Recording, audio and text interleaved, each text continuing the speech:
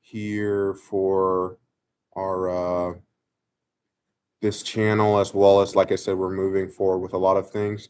We actually have we're in the process of building our first trailer, so really exciting stuff coming for that. We're starting to get our VFX team together, and starting to move into things like sound design as well as music for the trailer. And then of course we're going to be speed running into our editing process for the film. So the goal is to ideally have this film completed by the end of the year. I'm sorry, or by I mean, original goal was by September, but things have changed. So I'm hoping that we can get it done by September, because there's a few things that of course, we want to apply to. We want to get this film out to as many people as possible, and to many markets as possible too. So, ultimately, there's a lot of things that we are looking to get done, specifically in terms of like the marketing process, distribution, as well as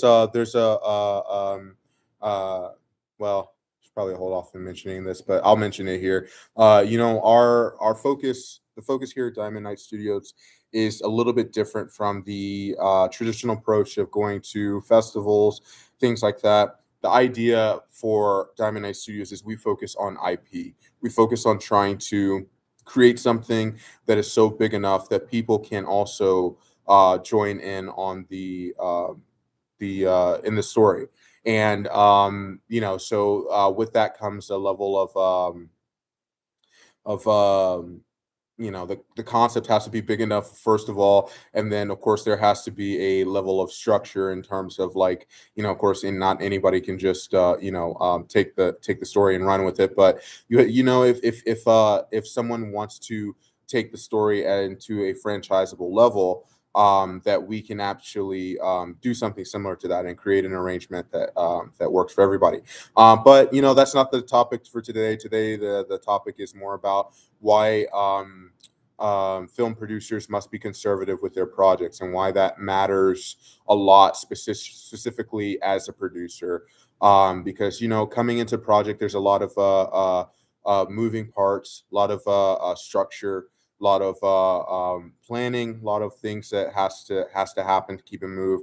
And by no means have I learned everything, and I'm still learning as I'm moving.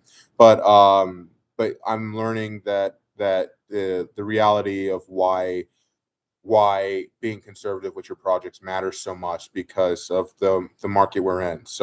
Um yeah, a lot of cool things that I want to go through, particularly in this stream, and talk about, and get out to the channel, and some experiences that I've learned things on set in the past couple of shoots. We got our next shoot coming up soon, so I'm really excited about that, to finish the project. And then the plans after this film. Ultimately, we have a couple more projects in the pipeline. The next one, of course, The Death and the Maiden, is I'm really excited to get in that one, because that one's even bigger concept than the one we're working on right now. So so I'm excited to tell a little bit about that story, a little bit about what we're planning for that, and also what we're planning for the film. We're actually working on our first film that we're hoping to have commissioned for a specific venture, which we'll kind of get into the details of that too. But yeah, lots happened in the past couple of months. So yeah, so going back to the topic, why film producers must be conservative with their projects. Of course, as film producers, a lot of people come on our projects. A lot of people come, go, things go right, things go wrong.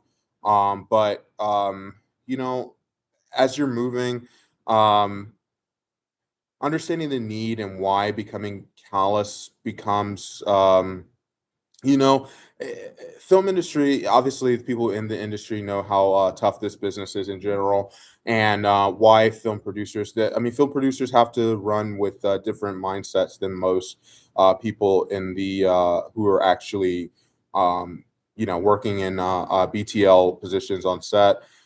Because a lot of times there's the business side, and then there's the creative side, and then you have different types of producers: creative, executive, line.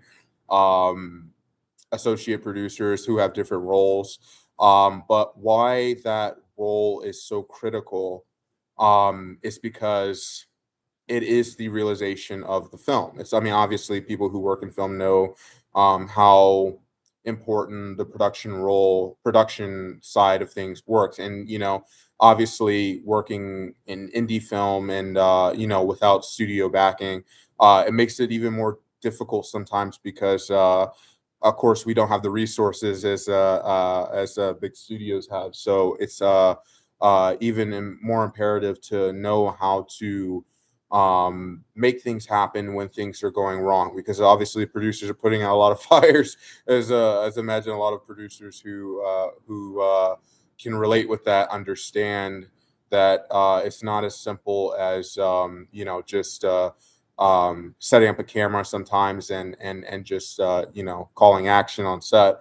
um, Things happen weeks before production, things happen days before production, and always being able to be someone who can navigate that. And someone used the analogy, of course, the captain in the ship, which I think is very, very, very, very, very, very fitting to some degree. But I don't view the producer position, of course, as the captain. I figure that's more of the director. I would say, of course, in the structure of things, the producer is more like is not the captain, but more like the admiral in a lot of situations, because again, they're navigating where resources are going. And obviously, that rolls into the idea why producers must be conservative with their projects, because sometimes unfortunately, you encounter people who are this share to get what they can out of the project. And that, I think that's fine to a degree, because of course, all of it is business. And sometimes you have to realize with business is that it is, it's there's a mutual um benefit from both sides, then there's no problem with being used. I mean, like, the production is being used to help other people enhance their careers, to get credits, and then also the production is using their talents to advance the project. And I think that there, to some degree, there is a level of you know mutual alignment there. The issue becomes, of course, when people start taking advantage of each other, which is why I think this topic is so important, because of, obviously we live in a world with a lot of indie productions, and by all means, I think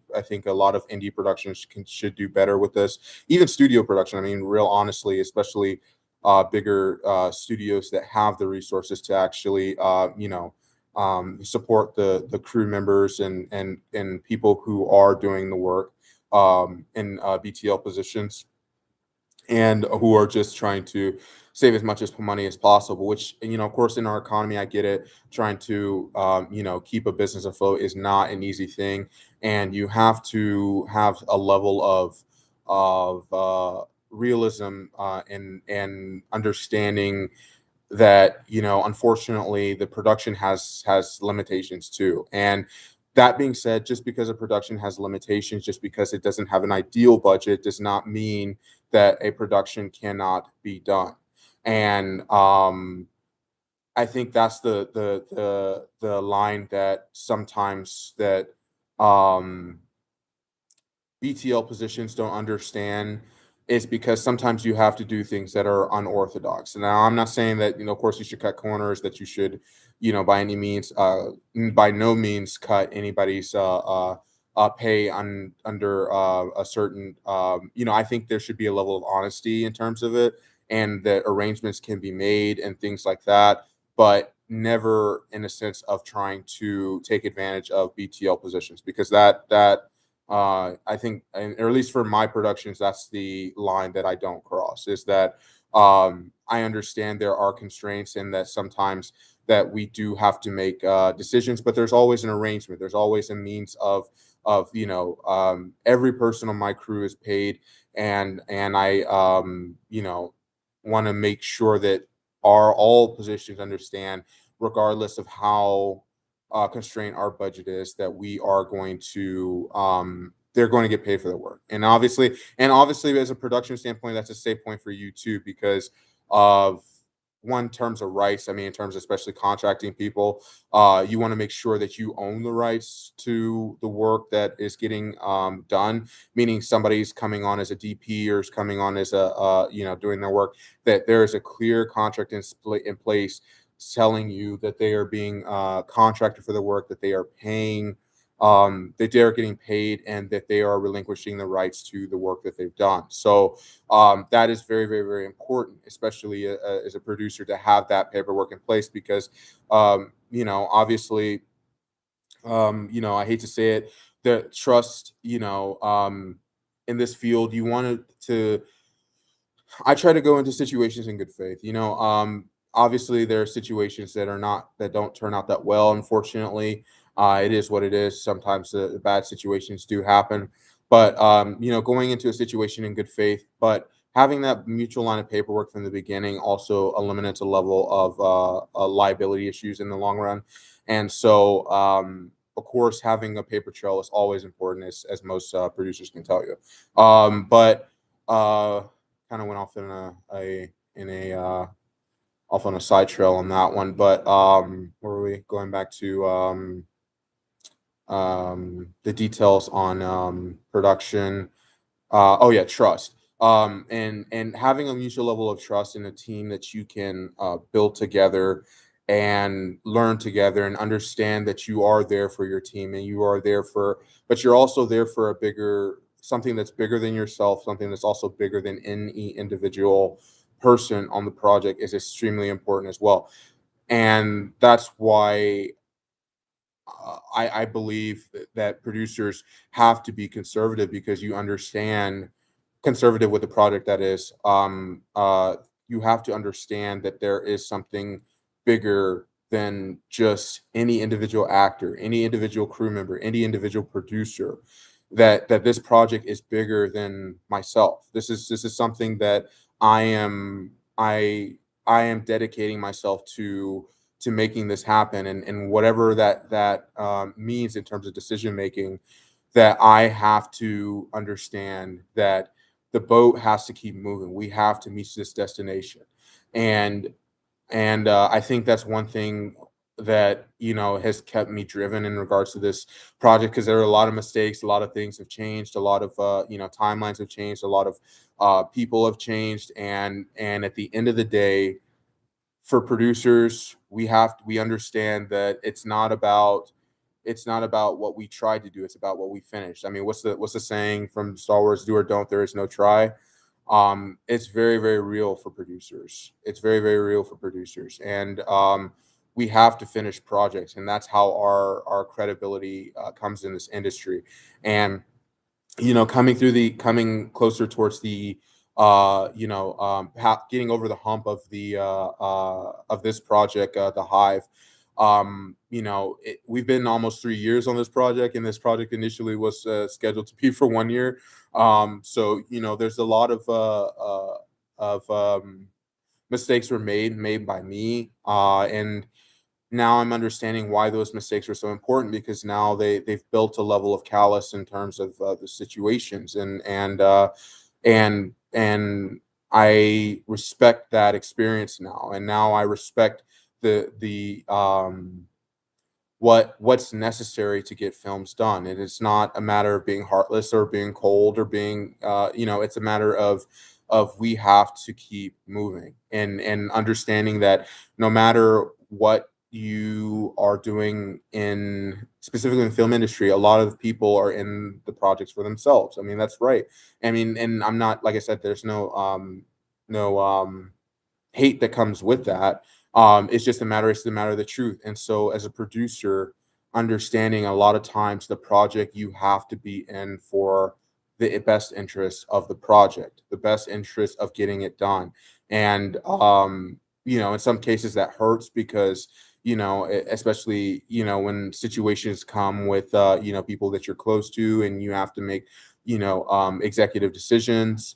And it's very, very real. It's very, very real. And I believe that producers, there is a fine line between I'm not saying that producers in general should be cold and be so self-interest that you forget the needs of your crew and the needs of your your colleagues, and by no means burning bridges, but yeah, it's really, really important to become conservative with your projects because of the needs of getting to the destination is the ultimate thing that, in my opinion, advances careers for producers. Because unfortunately, there's a lot of projects that they just fall between the cracks. You stop hearing about them, and then they just fizzle out. And that's what I don't believe. I am in every fiber of my being believe that every project I say I'm going to commit to is going to be finished, and I will get it done no matter the cost, no matter what I, you know, personally lose for getting it done. But it will get done. We will find a way to get um, a production on a screen, and understanding that for producers, um, a bad project is better than no project. Obviously, and I'm sure a lot of producers have heard that phrase, that a bad project is better than no project at all, and it is absolutely true. I mean, you can recover from a bad project, but if you are given, of course, in the context of someone trusting you as an investor, uh, having nothing for being, I mean, being believed in the sense of them actually providing resources for you to the point to where you actually can get a production up, and you don't deliver anything for that level of investment is really, really uh, problematic. And it's really, really, I mean, I can empathize from the standpoint of an investor why they would be upset in that. And that's why I think, for me as a producer, learning to do it with your own money gives you a level of strength in terms of that.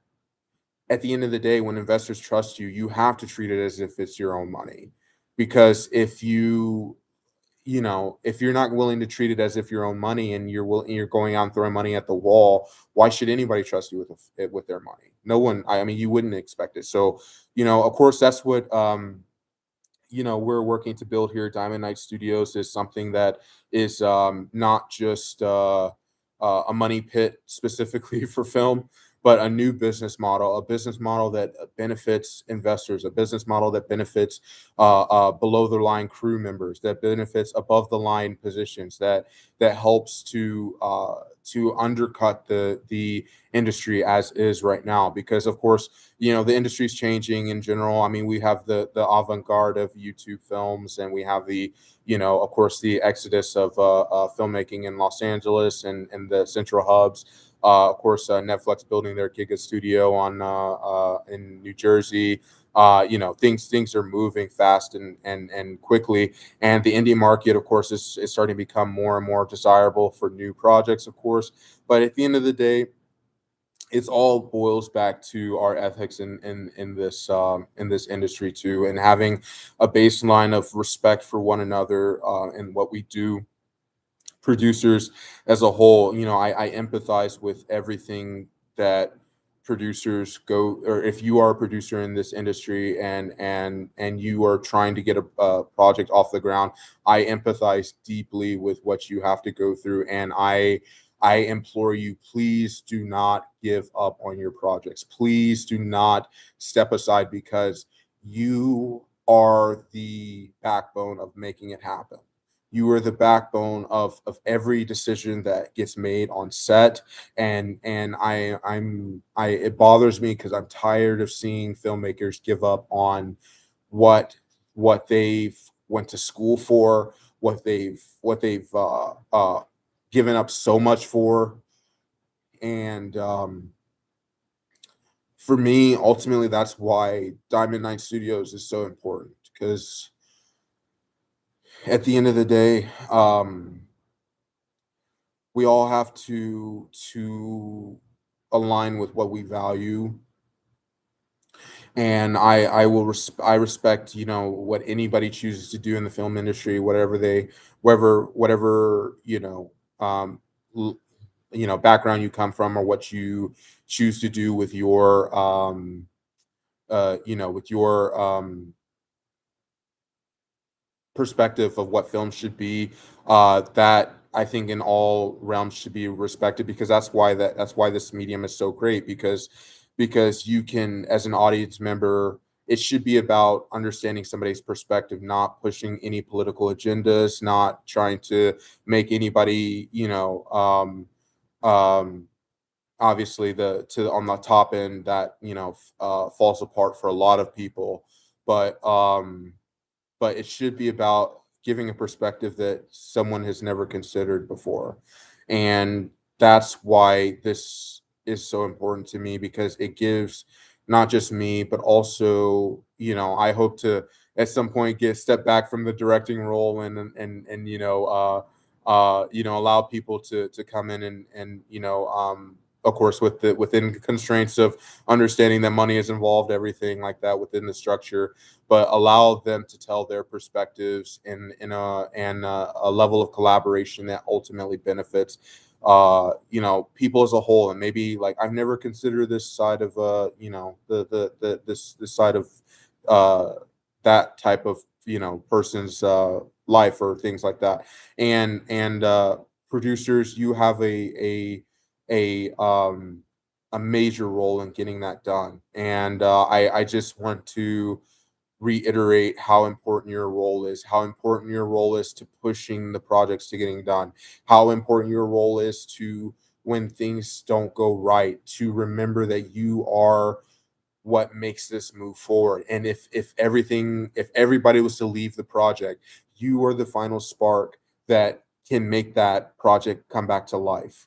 That know that you should structure, and this is my opinion, should structure your project that if your main person that you needed on that project leaves, you have a means of rebuilding it from the ground up, because you are the ones who make this project happen. And I say that because that I say it from personal experience, because every time I get to the lower level where I'm like, this project isn't going to work out. This project isn't going to pan out the way it did. And this project didn't. The Hive specifically didn't. The beginning of this project was a completely different story from the one that it is now. But at the end of the day, it came back because I would not let this story die. I committed to the will that this project will come to life, and I will make it come to life no matter what happens. And I implore producers, please give yourself the credit where it is due, and enough, and embody that spirit that you will finish this project. Speak it into existence that you will make this happen, regardless if actors leave, if crew leaves, if key roles leave. You will find somebody else. You will find a way to make it happen, even if it's you on set that has to um direct, or you have to do positions that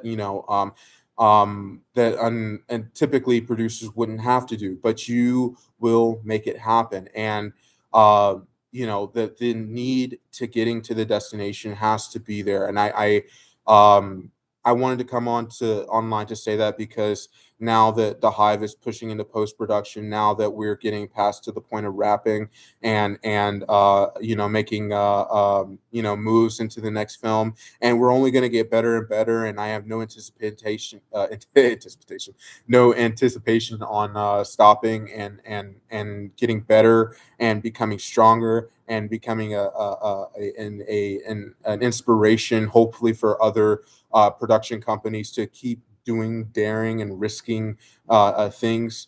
That's what, in my opinion, why the film industry is so important to me, because it's I learned at a young age the ideal of living to something bigger than yourself, and why. And I think that's a reason why a lot of people do film, because it isn't just about me. It isn't just about the director. It's about something that's so much bigger than one person. And regardless of that one person has to do multiple roles, at the end of the day, it's a collaboration between people. And this industry is not dead, and we're going to um a lot of people are going to bring this industry back to life, and there's going to be a restructure, and there's going to be new a new a new generation of film.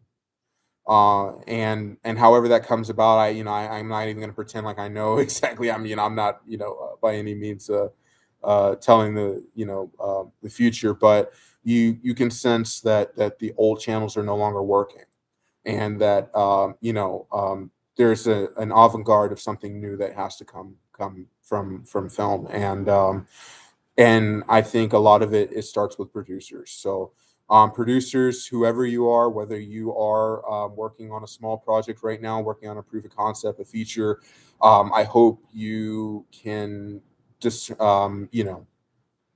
get some value from this and understand that um, your will to get it done is what will get it done. And if you can find that will and just take the next step when things aren't going right, when you think that this project isn't worth continuing anymore, and that you're on your last step with it, um find the will to take the next step, and you'd be surprised how much works itself out.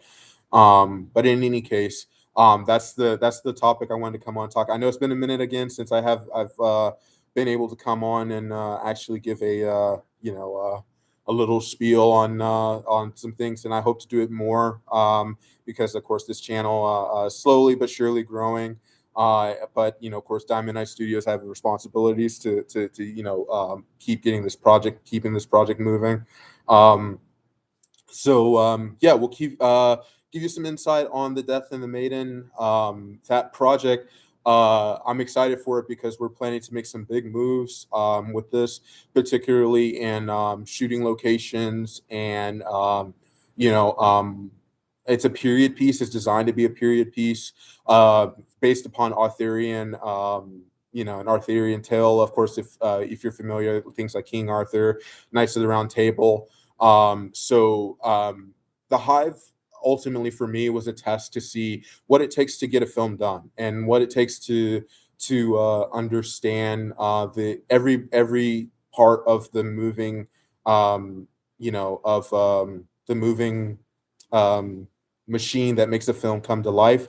And ultimately, the Death and the Maiden is going to be a test of how far we can take that. So, one philosophy, or one method I believe, is that um, learning how to do more with less allows you to do more with more. And um, specifically for this project, with the scale being so big, understanding that how to work with a small crew allows you to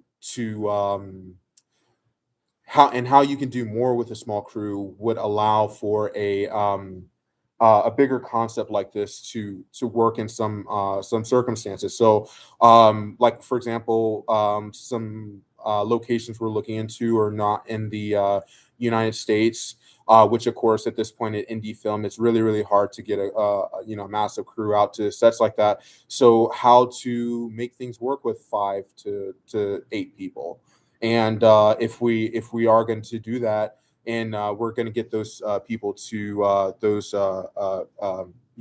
locations, how are we going to make that work? And that includes me as a producer. How am I going to be involved? Whether that's going to be whatever, picking up doing grip work if necessary, and getting basically getting the shots that we need done. And a lot of the things in the Hive has taught me that. Our first shoot, I don't remember how many shots our first shoot was, but there was a lot of things that were inefficient on set.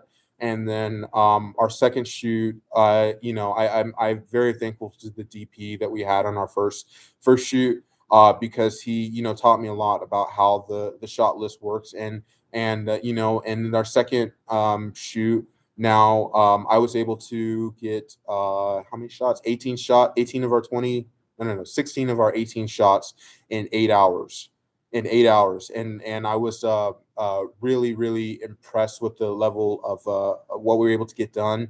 Now, there's a lot of intention, specifically in the writing of the script, that led to that too. But by no means what I say. I mean, we there were only a couple of shots that unfortunately we weren't able to pick up, but they weren't major shots that didn't allow us to get coverage, and we got the basis of what we needed to be done. Now, of course, it's not perfect, and obviously dealing with an in budget a budget that isn't ideal, it's not going to be perfect.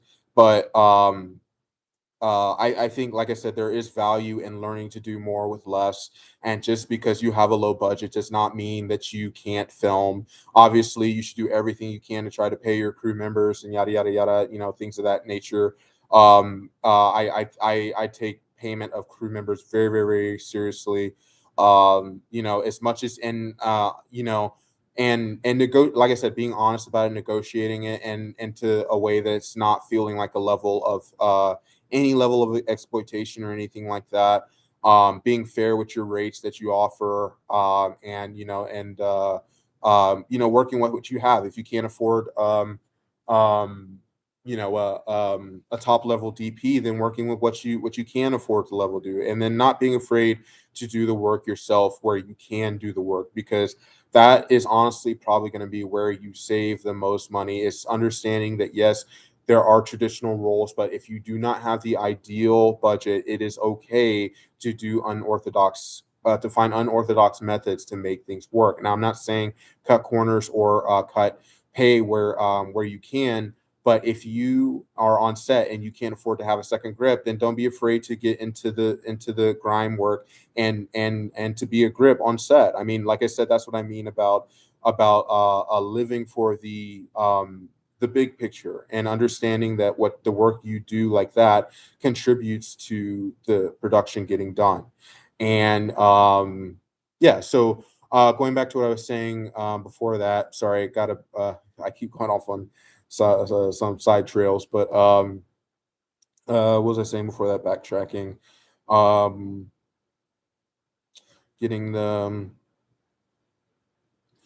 oh yeah, doing more with less. So yeah, understanding the importance of doing more or less, with doing more with the less of a crew. Uh, excuse me. Understanding that you don't necessarily need an RE Alexa to get a production done. Working with a smaller camera, and I typically try not to go in terms of resolution below 4K. Obviously, we have films that working in 6K, 8K, all the fancy stuff. And I think all those things will come. All those things of working with bigger crews, with bigger, better equipment, all those things specifically for Diamond Eye Studios, I believe that they will come. But learning to do more with less, and understanding that just because you have less, that does not mean that your production cannot run, is so valuable in the beginning, because you learn that you know or at least for me, I'm learning that ultimately it's about the story, and that's why you know it's so important to learn to do more with less, because at the end of the day, nobody is going to, I don't, or at least in my opinion, I mean, obviously, people who know film will probably judge you for the camera or the lens that you use, but how does that people get so caught into the details that they forget the bigger picture. The bigger picture is how the film makes people feel. And if you understand that, and if you find a way to make your budget work within those constraints, you could possibly make it. Now, I mean, obviously 2000 is a bit of a stretch, especially with trying to pay people, but you can make it, things happen with a lot less than you think you need. Um I think that's very very important, and that I say that going into the Death and the Maiden, because we're talking about a period piece that's for in the Middle Ages. So we're talking about things like like I said, Arthurian tales with swords, knights, stuff like that. uh Granted, it would be nice if we could have a full cast, but I mean, I'm learning to make things work with four people, right? So I mean, the Hive, that's what it turned into. It turned into a cast of 15 into a cast of four. And ultimately, our work is again for proof of concepts, for franchise potential. but um but yeah, telling enough of the story so that people get the point, and then if they choose to make a feature out of as an extension of the original story, they can totally do that. but yeah, learning to do more with less is really, really important. I think producers, a lot of producers, it's really, really important that we, learn how to do that, and how to, to make things happen with less resources. And so that when we get more resources, at the end of the day, we can make, making a $5,000 budget film look like a $40,000 budget film, or $60,000 budget film. The business, obviously, investors are going to want to get a return on what they can do. And if you can learn how to, and that's what I'm learning to do. I haven't perfected it yet, but that's what I'm learning how to do, is to make things work more with less. I believe where careers start getting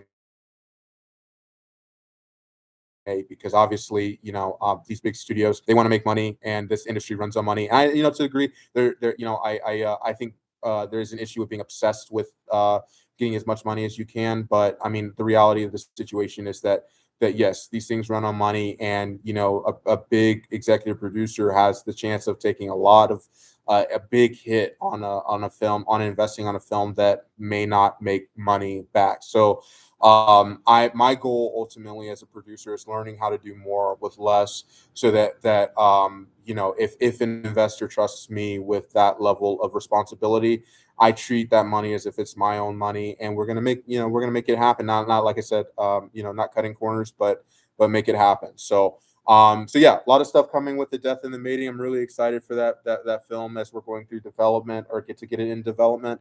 And there's another film that we're kind of putting in. Um, I don't want to mention it yet. We'll mention it when we get closer towards the end of the Hive.